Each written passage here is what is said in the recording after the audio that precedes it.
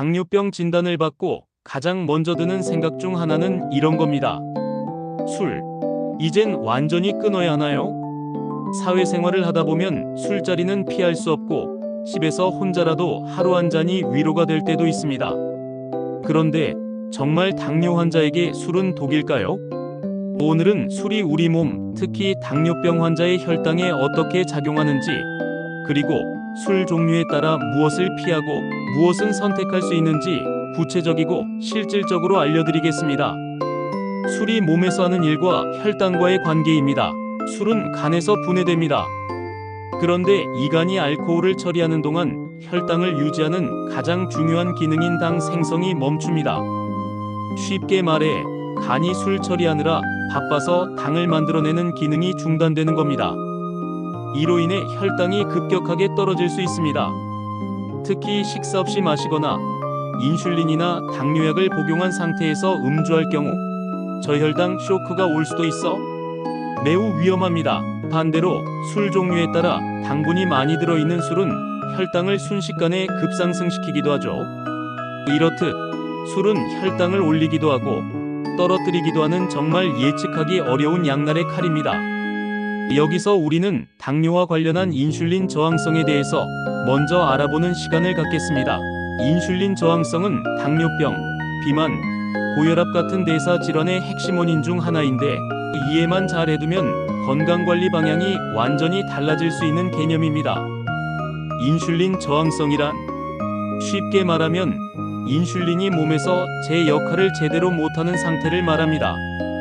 인슐린이 하는 일 먼저 알아야 합니다. 우리 몸은 음식을 먹으면 혈당, 즉 포도당이 올라가고 이 혈당을 세포 안으로 넣어주는 역할을 하는 호르몬이 바로 인슐린입니다. 즉 인슐린은 혈당을 낮춰주는 조절자 역할을 하죠. 그런데 저항성이 생기면 무슨 일이 벌어질까요? 인슐린이 분비돼도 세포가 반응을 잘 안 합니다. 즉 문을 안 열어주는 거죠. 그래서 혈당은 계속 혈관 안에 떠돌게 되고 몸은 왜 혈당이 안 내려가? 하면서 인슐린을 더 많이 분비합니다. 이게 바로 인슐린 저항성입니다. 의학적 정의로는 같은 양의 인슐린에 대해 포도당을 세포가 잘 흡수하지 못하는 상태를 말합니다. 결국 혈중 인슐린 수치와 혈당 수치가 모두 올라가고 이 상태가 지속되면 제2형 당뇨병으로 이어질 수 있습니다. 인슐린 저항성이 있으면 생기는 문제들입니다. 고혈당, 당뇨병 전 단계에서 당뇨병으로 발전합니다. 고중성 지방, 복부 비만이 생깁니다. 고혈압, 다낭성 난소증후군, 지방간, 심혈관 질환 위험성이 증가하는 현상들이 나타납니다. 인슐린 저항성, 이런 증상이 있다면 의심해봐야 합니다. 쉽게 피로하고 졸림 현상 발생, 식사 후에 배가 불러도 금방 배고픔 현상이 일어남, 뱃살이 잘 안 빠짐, 공복 혈당은 정상인데 식후 혈당이 높음, 피부에 검은 반점, 특히 목 뒤, 겨드랑이 부위에 많이 생깁니다. 인슐린 저항성을 낮추려면 어떻게 해야 할까요? 체중 감량, 특히 복부 비만 줄이기입니다. 저탄수화물 식사, 정제된 탄수화물 줄이기입니다. 꾸준한 운동, 유산소 운동과 근력 운동입니다. 충분한 수면과 스트레스 관리입니다. 필요시 메트포르민 등 약물 치료 필요합니다. 정리하자면 인슐린 저항성은 당뇨병의 전조 신호이자 우리 몸이 보내는 조용한 경고장입니다.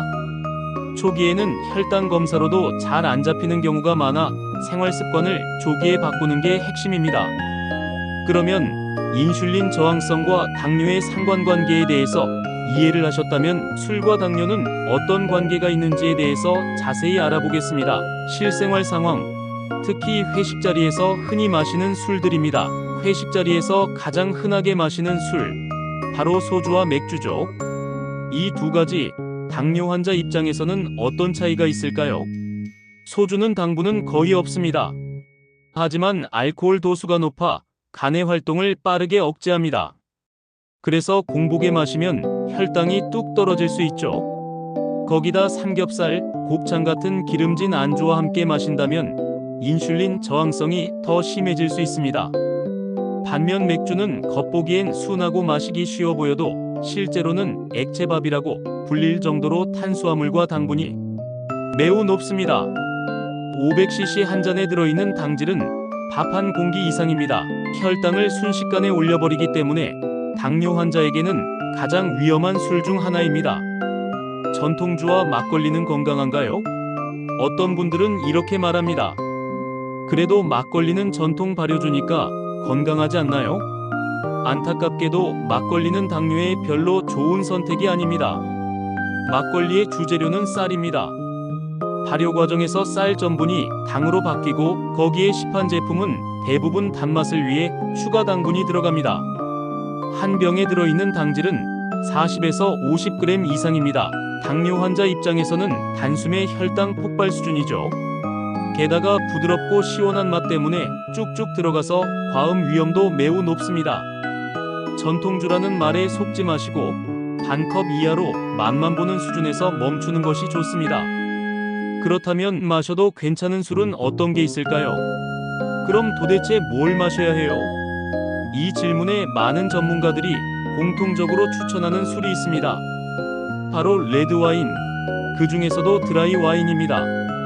당분이 거의 없고 당분 수치, GI 수치도 낮으며 오히려 일부 연구에서는 적당량의 드라이 와인이 인슐린 민감도를 높인다는 보고도 있습니다. 드라이는 단맛이 거의 없는 와인을 뜻합니다. 대부분의 당분이 발효 과정에서 알코올로 바뀌었기 때문에 단맛이 거의 없습니다. 단, 발효 과정 중 당분을 일부러 남겨서 단맛이 나게 만든 스위트 와인, 포도를 얼린 상태로 수확하여 만든 와인으로 수분이 얼어서 당분과 향이 농축된 상태에서 발효되기 때문에 극도로 달고 진한 맛이 특징인 아이스 와인처럼 단맛이 강한 제품은 제외입니다. 또 하나 고려할 수 있는 건 양주, 위스키, 브랜디입니다. 이들 술은 당은 거의 없지만 알코올 농도가 높기 때문에 저혈당 위험이 큽니다. 그래서 반드시 물이나 얼음에 타서 희석하고 꼭 식사 중에 마시는 것이 중요합니다. 당뇨 환자를 위한 음주 수칙 5가지입니다. 어떤 술이든 어떻게 마시느냐가 가장 중요합니다. 여기 당뇨 환자를 위한 음주 수칙 5가지입니다. 꼭 기억하세요. 첫째, 공복에 절대 마시지 말 것입니다. 저혈당 위험이 가장 높습니다.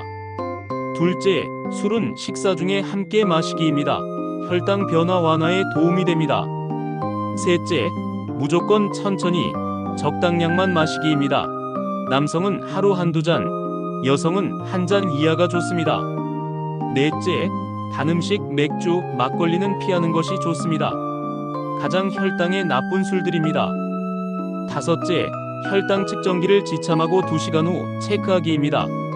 이상 반응이 없는지 꼭 확인하세요. 마무리입니다. 절제가 만드는 건강한 한 잔이 좋습니다. 당뇨병은 단순히 단 걸 피하는 병이 아닙니다. 매일의 식사, 수면, 활동량, 그리고 이런 술 한 잔까지 모두가 혈당 조절의 변수가 됩니다. 술을 완전히 끊기 어렵다면 내 몸이 감당할 수 있는 수준과 종류를 알고 조절하는 것이 중요합니다. 오늘 영상이 여러분의 현명한 선택에 도움이 되었기를 바랍니다. 앞으로도 건강정보, 생활 속 실천 팁 많이 전해드릴게요. 영상이 유익하셨다면 좋아요, 구독, 알림 설정 부탁드립니다. 건강찾기 운동 굿뉴스 GNTV였습니다. 건강한 하루 보내세요. 감사합니다.